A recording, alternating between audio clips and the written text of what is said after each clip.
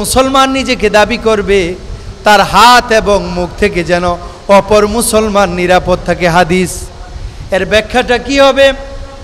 মুহাদ্দিসিনে কেরামগণ ব্যাখ্যা করতে গিয়ে বলেন, যে ব্যক্তির মুখ থেকে কোনো খারাপ কথা বের হবে না, মিথ্যা কথা বের হবে না, গীবত বের হবে না, পরনিন্দা বের হবে না, কটু কথা বের হবে না, উপহাস বের হবে না, অন্য মানুষকে দেখলে পরে মানুষ উপহাস করে, এই বিষয়গুলো থেকে যখন মানুষ নিরাপত্তা লাভ করবে তখনই ওই ব্যক্তিকে রসুল বলেছেন প্রকৃত মুসলমান। বলেন সুবহানাল্লাহ।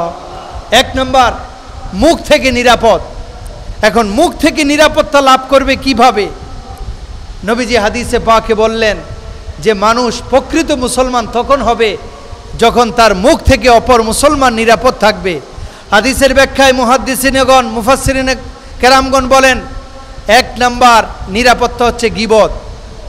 আমাদের সমাজে জুড়ে বলেন গীবত আছে না নাই?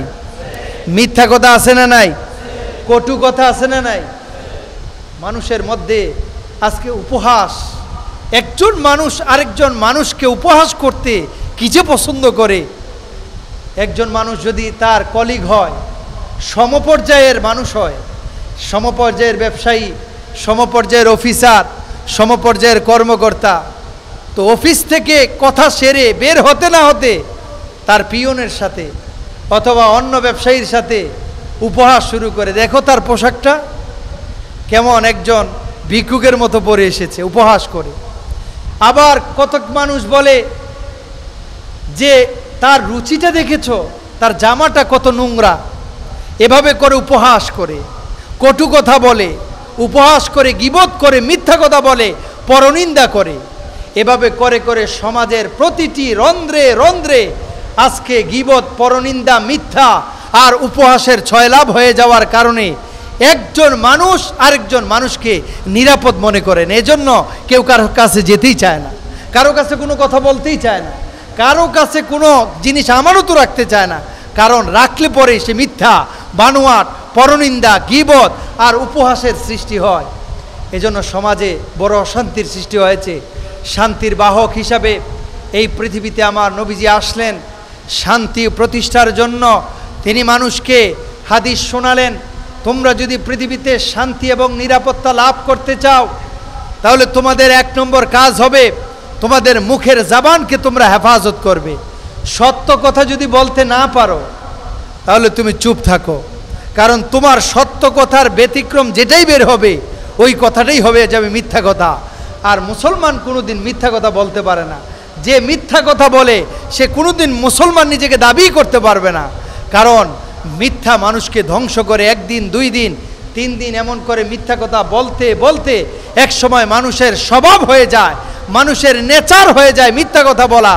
তখন সে ঈমান নিয়ে মিথ্যা কথা বলে, ইসলাম নিয়ে মিথ্যা কথা বলে, সে তার মা বাবাকে নিয়ে মিথ্যা কথা বলে, তার ইসলাম নিয়ে বলেন, সত্য দিন নিয়ে বলেন, যেই কোনোভাবে সে মিথ্যা কথা বলতে দ্বিধাবোধ করে না। আজকে আমরা দেখতে পেয়েছি নর্থ সাউথ ইউনিভার্সিটিতে একজন কুলাঙ্গার কোরআনকে পায়ের সাথে লাথি মেরেছে। চিল্লায়ে বলেন নাউজুবিল্লাহ, আর জোরে বলেন নাউজুবিল্লাহ। আমাদের দেশে শাসকরা নিজেদেরকে মুসলিম দাবি করে, কিন্তু মুসলমানের রেশ তাদের নাই। কোরআনকে লাথি মারে, ওই কুলাঙ্গারকে আবার জামিন দিয়ে ছেড়ে দেয়। আমরা ধিক্কার জানাই এই প্রশাসনকে, যারা কোরআনের অপমাননা করার পরেও তাদের ফাঁসির কাস্টে ঝুলায় না। আমরা বিশ্বাস করি যে কোরআনের সাথে বেয়াদবি করেছে, যেই কুলাঙ্গার নর্থ সাউথ ইউনিভার্সিটির স্টুডেন্ট, আমরা বিশ্বাস করি সে কাফের হয়ে গিয়েছে। জুড়ে বলেন ঠিক কিনা? ওই কাফেরকে অতি শীঘ্রই বাংলার জমিনে ফাঁসির কাস্টে ঝুলাতেই হবে। এটা 18 কোটি মুসলমানের দাবি। চিল্লায়ে বলেন ঠিক কিনা? মুসলমান কোরআনকে লাথি মারবে আর মুসলমান ঘরে বসে থাকবে, এটা কোনোদিন সম্ভব নয়। আমরা দাবি করছি প্রশাসনের কাছে উপযুক্ত শাস্তির মাধ্যমে কোরআনের সাথে যারা বেয়াদবি করে তাদের বিচার এই জমিনে করতেই হবে। জোরে বলেন ঠিক কিনা? এটা কেন হয়েছে জানেন? এর কারণ একটাই, কারণ সমাজে মিথ্যা, গীবত, পরনিন্দা আর চুগলখড়ি আর উপহাস এত বেড়ে গিয়েছে, যারা ইউনিভার্সিটিতে পড়ে তারা সত্য দিন খুঁজে পায় না। আজকে ফ্রি মিক্সিংয়ের নামে ছেলে মেয়ের অবাধ মেলামেশার কারণে, কোরআন থেকে আজকে সন্তানেরা দূরে চলে যাওয়ার কারণে কোরআন নামক মাথার মুকুটকে তারা পায়ের সাথে মিশিয়ে দেয়, তাদের মনে কোনো কষ্ট জাগে না, কারণ তাদের মধ্যে দিন ইসলাম উঠে গিয়েছে।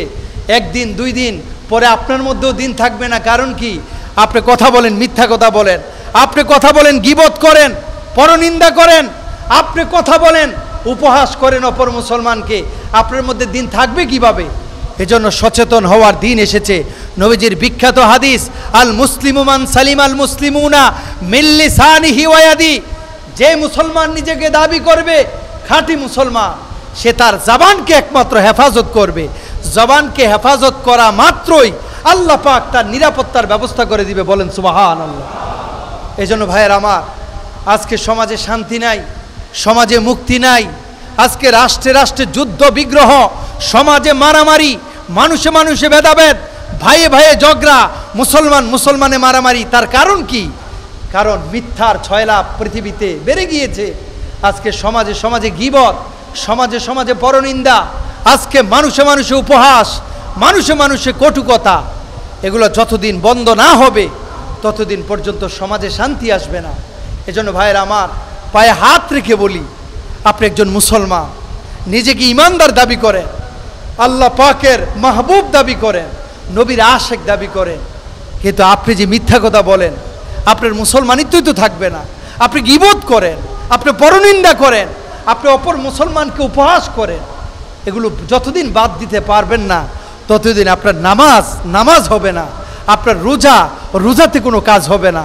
এজন্য ভাইয়ের আমার, আজকের এই জুমা মুবারকে আপনাদের কাছে একটা অনুরোধ করি, রাসূলুল্লাহর বিখ্যাত হাদিস, আপনার মুখ থেকে মিথ্যা কথা যেন কখনো বের না হয়। আপনি এমন বিপদে পড়েছেন, সত্য কথা বললে পরে আপনার চাকরিটা চলে যাবে, আপনি সত্য কথা বললে পরে আপনার ফাঁসি হয়ে যাবে। হয়তো আপনি বাঁচার জন্য কৌশল করতে পারেন, সত্যটাকেই একটু কৌশলে বলতে পারেন, কিন্তু মিথ্যা কথা বলতে পারবেন না। আপনি যদি ফাঁসিও হয়ে যায়, মুসলমান ফাঁসির কাস্টে দাঁড়িয়ে সত্য কথা সে বলেই যাবে, কারণ সত্যই তাকে মুক্তি দিতে পারে। কি বলেন, ঠিক কি না? মিথ্যা কোনোদিন মুক্তি দিতে পারবে না।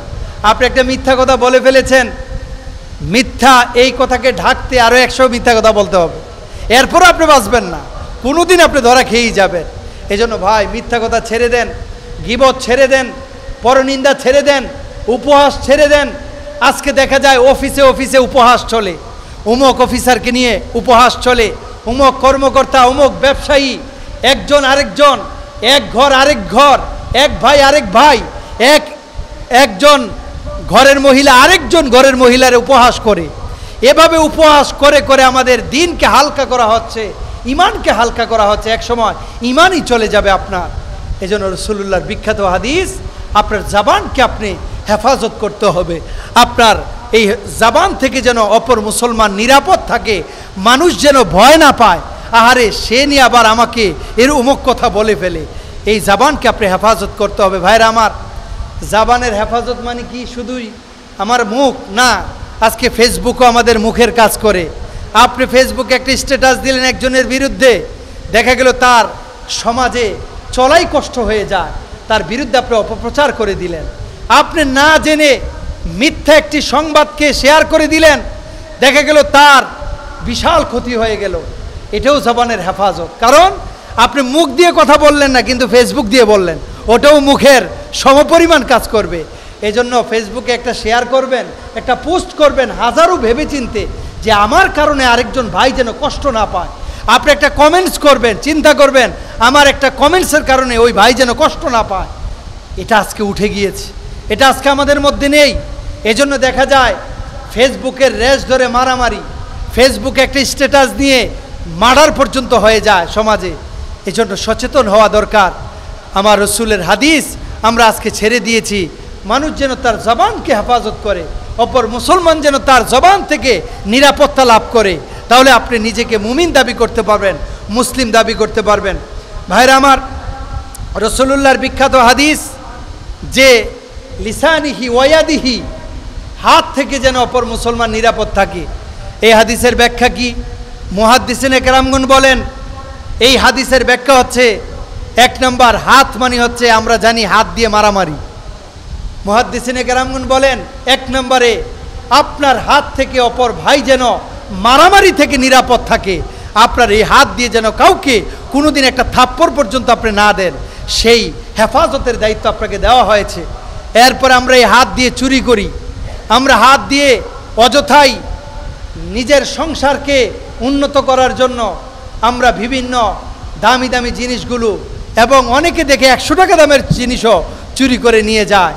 এই যে হেফাজত করতে হবে আপনার হাতকে, এবং আপনাকে শুধু হাত দ্বারা হাত নয়, আপনি যে কোনোভাবে যদি মানুষের উপরে জুলুম করেন, যেই কোনো পদ্ধতিতে, সেটা কাউকে দিয়ে করেন, সেটা ইশারা ইঙ্গিতে করেন, সেটা লেখনির মাধ্যমে করেন, সেটা ইশারা দিয়ে হোক, চোখ দিয়ে আপনি যদি একটা ইশারা করে কাউকে জুলুমের প্রতি উদ্বুদ্ধ করেন, সেটাও জুলুম হবে। রাসূলুল্লাহর হাদিস, সম্পত্তি ভাগাভাগির ক্ষেত্রে যদি কেউ কম বেশ করে, এটাও জুলুম হবে। কেউ যদি কারো উপর অন্যায় করে, সেটাও জুলুম হবে। কেউ যদি কারো প্রতি প্রতারণা করে, ধোঁকা দেয়, সেটাও জুলুম হবে। সেটাও হাত দ্বারা সাব্যস্ত হবে, লিসানিহি ওয়ায়াদিহি। এজন্য রাসূলুল্লাহর বিখ্যাত হাদিস, আপনার হাত দ্বারা কোনো মুসলমান যেন কোনো দিন কষ্ট না পায়, আপনার হাত দ্বারা যেন কোনো চুরি না হয়। আজকে দেখা যায় চুরি এমন বেড়ে গিয়েছে, সিচকে চোর একটা মোবাইল চুরি করলে তার যে শাসনে যতদিন বেঁচে থাকি, আল্লাহ যেন আমাদেরকে চুরির এই গুনাহ থেকে হেফাজত করে, পড়ে না আমিন, আরো জোরে পড়ে না আমিন। কেন চুরি করবেন আপনি? চুরি করে আপনার ঈমানকে নষ্ট করবেন কেন? আপনি চুরি করার উদ্বুদ্ধ করলেন, চুরির সাথে জড়িত হলেন, আপনি কিছু একটা স্বাক্ষর দিয়ে আপনি লক্ষ লক্ষ টাকা চুরি করে পারচেস করে আপনি নিয়ে গেলেন, নিয়ে যাবেন, ঠিক আছে, কিন্তু আল্লাহ তো আছে। আপনি সবাইরে ফাঁকি দিবেন, সিসি ক্যামেরা ফাঁকি দিবেন, অফিসার ফাঁকি দিবেন, কিন্তু একজন রব্বুল আলামিন 24 ঘন্টা মনিটরিং করছে, 2 কাঁধে 2 ফেরেশতা দিয়ে। তার আপনি চুরি থেকে আপনি চুরি করে চলে যাবেন, সে তো ঠিকই লিখে রাখবে। আল্লাহ রব্বুল আলামিন আপনাকে হাসরের ময়দানে এই চুরির বিচার করবে, দুনিয়াতেও আপনার বিচার করে দিবে, এমন রোগ দিবে, ওই চুরির টাকার সমপরিমাণ নয়, আপনাকে 10 গুণ পরিমাণ টাকা দিয়ে আপনি ওই রোগ সারাতে পারবেন না। এজন্য খুব সাবধান হয়ে যাবেন। রাসূলুল্লাহ বলেছেন, লিসানিহি ওয়ায়াদিহি, হাত এবং মুখ থেকে আপনার নিরাপত্তা অবশ্যই থাকতে হবে। ভাইরা আমার, আজকে আমরা সমাজে দেখি জুলুম আর নির্যাতন, যে যেভাবে পারে জুলুম করছে, যে যেভাবে পারে নির্যাতন করে, যে যেভাবে পারে অন্যায় করে। কেন ভাই এই জুলুম করে আপনার হবেটা কি? আপনি কার জন্য জুলুম করছেন? এই সম্পদকে আপনি ভোগ করে যেতে পারবেন মনে করছেন? যা সম্পদ জীবনে অর্জন করেছেন, করবেন, 1 ভাগ সম্পদও নিজে ভোগ করে যেতে পারবেন না। কার জন্য এই সম্পদ অর্জন করেন? ভাইরা আমার, আপনাদেরকে অনুরোধ করি, সম্পদ অর্জন করবেন হালাল পন্থায়, হারাম পন্থায় 1 টাকা সম্পদ অর্জন করবেন না। কারণ এই হারাম দিয়ে কিয়ামতের ময়দানে আপনার জীবন সারকার হয়ে যাবে। আপনাকে সেই দিন আপনার সন্তান, আপনার স্ত্রী, আপনার মা বাবা সেদিন বলবে, তোমাকে তো আমরা বলি নাই, তুমি মেঘনা গ্রুপ থেকে চুরি করে আমাদেরকে সংসার চালাও, যদি না পারতা আমাদেরকে বলতা, আমরা তোমার কাছে কিছু চাইতাম না। সেদিন বলবে, সেদিন আপনি আফসোস করবেন, আহারে সেদিন যদি ভুলটা না করতাম, খতিব সাহেবের কথা শুনে যদি সব বাদ দিয়ে দিতাম, তাহলে কতই না ভালো হতো। অনুরোধ করি ভাই, চুরি করবেন না, জুলুম করবেন না, প্রতারণা করবেন না, মানুষের সাথে লেনদেন খারাপ করবেন না, আপনার ভাইয়ের সম্পদ অন্যায়ভাবে দখল করবেন না, অন্য মানুষের আইল ঠেলবেন না, অন্য মানুষের ফ্ল্যাট চুরি করবেন না। আজকে দেখা যায় কোটি কোটি টাকা আপনি স্বাক্ষর দিয়ে চুরি করে, দুর্নীতি করে নিয়ে যান। কেন নিয়ে যান? এগুলো আপনাকে নাজাত দিবে না, দুনিয়াতে শান্তি পাবেন না, আখিরাতে মুক্তি পাবেন না। এজন্য রাসূলুল্লাহর বিখ্যাত হাদিস, আল মুসলিমু মান সালিমা আল মুসলিমুনা মিন লিসানিহি ওয়া ইয়াদি, যদি কোনো মুসলমান তার জবান এবং তার হাত নিরাপদ রাখতে পারে, তাহলে সে প্রকৃত মুসলমান, এবং অন্য মুসলমান তার কাছ থেকে যদি নিরাপত্তা লাভ করে, সেই হবে প্রকৃত মুসলমান।